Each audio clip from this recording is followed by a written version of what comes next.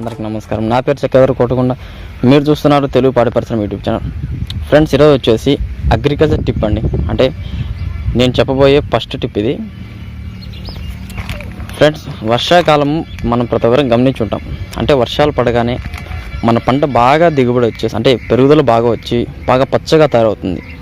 దానికి గనక కారణాలు ఏంటి ఫ్రెండ్స్? చూడండి, ఇప్పుడు నేను ఎగ్జాంపుల్ చూపిస్తాను. అంటే ప్రతి ఒక్కటి ఇప్పుడు చూడండి ఎట్లా అంటే వర్షం పడగానే రావడానికి గల కారణం ఏంటి? ఇంతకు ముందుగా మనం అంటే వర్షాలు పడిన తర్వాత కానీ మనం ప్రతి ఒక్క మనం పెట్టే పంటలకి నీళ్ళు వేస్తుంటాం కదా, నీళ్ళు పరగడుతుంటాం. కానీ అట్లా వర్షం పడిన వెంటనే అట్లా దిగుబడి రావడానికి కారణం ఏంటంటే ఒకటి చూపిస్తాను చూడండి.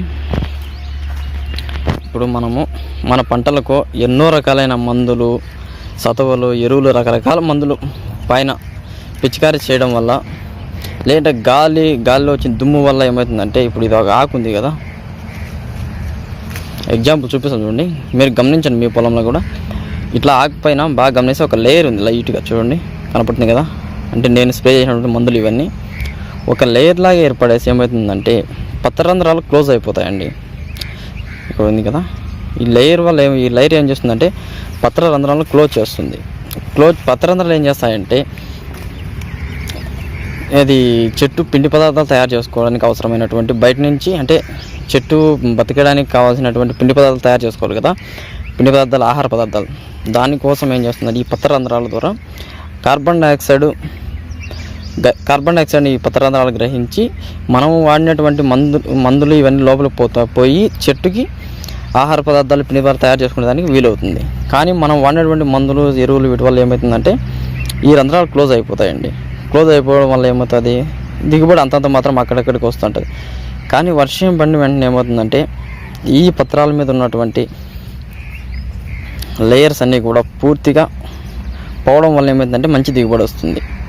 మన వాళ్ళు ఏమంటారంటే వర్షం పడింది, చెట్టు మొత్తం పూర్తిగా బాగా నాని వచ్చి దిగుబడి బాగా వచ్చి ఉంటుంది అనుకుంటారు.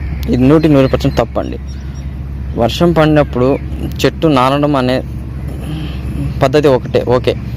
ఎట్లంటే ఇప్పుడు చూపిస్తా చూడండి.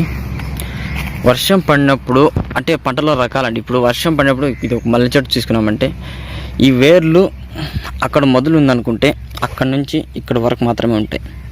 మనం వర్షం పడక ముందు కన్నా కూడా నీళ్ళు ఈ పాది నిండా కంటే ఈ పాది ఫుల్గా నీళ్ళు పారుతుందండి.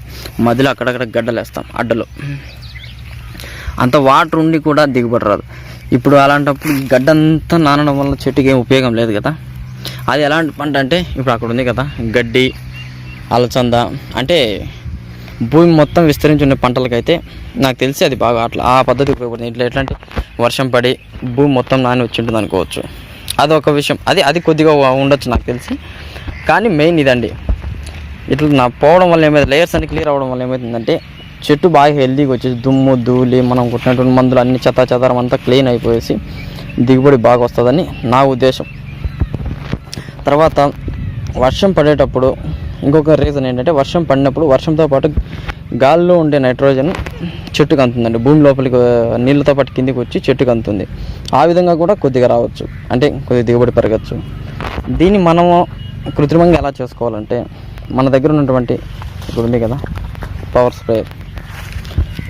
ఈ పవర్ స్ప్రేయర్లు ఏం చేయాలంటే హై స్పీడ్ పవర్ స్ప్రేయర్ ఉండాలండి. వీటికి ఎటువంటి మందు ఏం కలపకుండా ఓన్లీ వాటర్ అండి, ఉత్త నీళ్లు మాత్రం వేసేసి నెలకు ఒకసారి కానీ 2 నెలలకు ఒకసారి కానీ మనము ఎటువంటి ఏది కలపకూడదు దాంట్లో. ఎందుకంటే మన చెట్టు పైన ఉన్నటువంటి చెదారం అంతా క్లీన్ చేసేయాలి కాబట్టి ఏమీ కలపకుండా ఒట్టి నీళ్లు మాత్రం వేసేసి ప్రెజర్ ఎక్కువ పెట్టి చెట్టు మొత్తం పూర్తిగా నానపడం వల్ల ఏమవుతుందంటే ఈ వర్షం ద్వారా జరిగినటువంటి ప్రక్రియ సేమ్ మనం అదే కృత్రిమంగా మనం తయారు చేసుకోవచ్చు అండి. అలా తయారు చేసుకోవడం వల్ల ఏమవుతుందంటే సేమ్ ప్రాసెస్. అంటే ఇప్పుడు వర్షం పడినప్పుడు ఏ విధంగా అయితే లేయర్స్ అన్ని క్లియర్ అయ్యి దిగుబడి బాగా వచ్చిందో అదే విధంగా మనం ఈ పవర్ స్ప్రేయర్ వాడడం వల్ల నీటిని చల్లి ఈ విధంగా చేసుకోవచ్చు. చూడండి, అంటే మనం వాడినటువంటి అంటే ప్రతి ఒక్కటి లేయర్ అంటే మనం వాడినటువంటి ప్రతి ఒక్క మందు. ఇప్పుడు నేను ఎగ్జాంపుల్ చూపిస్తాను చూడండి. ఇక్కడ ఉంది కదా, ఇక్కడ చూడండి ఎంత ఉంది మందు చూడండి. ఇది హ్యూమిక్ యాసిడ్, ఇది చెట్టుకు వాడాను నేను. అంటే చెట్టు మీద ఎంత అంటే స్టిక్ అయిపోయింది అది అట్లా. అలాగే